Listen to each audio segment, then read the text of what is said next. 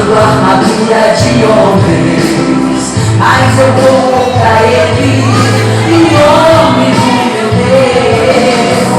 Não sou de correr pra guerra, já vivi momentos piores. Posso até me ferir, mas eu mato esse gigante. Tu vens a mim, força e escudo, mas não vou a ti. Em nome do Deus vivo, declaro a falência do inferno e a frustração dos seus projetos contra mim.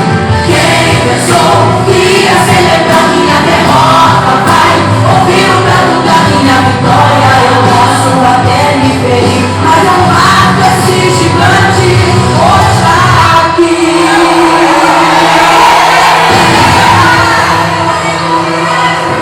Hoje arranco minha casa nas mãos deste Golias, pois na minha família ninguém se perderá.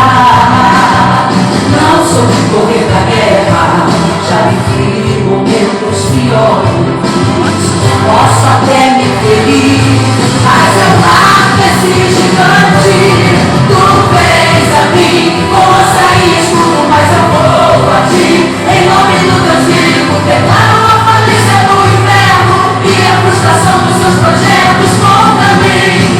Quem pensou que ia celebrar minha derrota vai ouvir o brado da minha vitória. Eu posso até me ferir, mas eu mato esse gigante hoje aqui.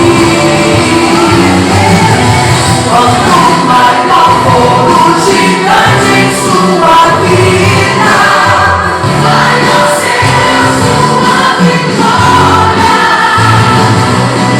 Quando filho seu não tem nada por você, o arsenal de Deus lutará em seu favor.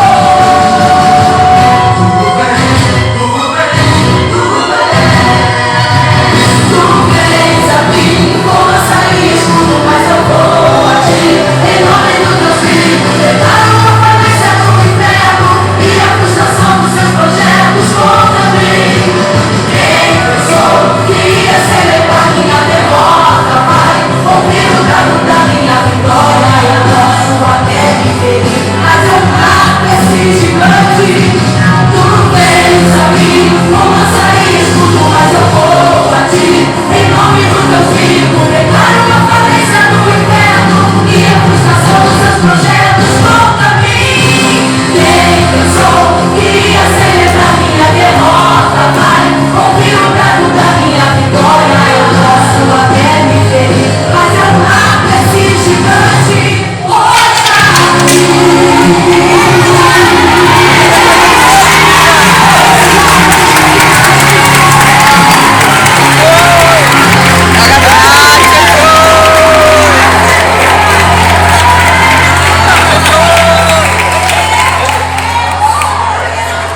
Glória a Deus, aleluia. Que Deus possa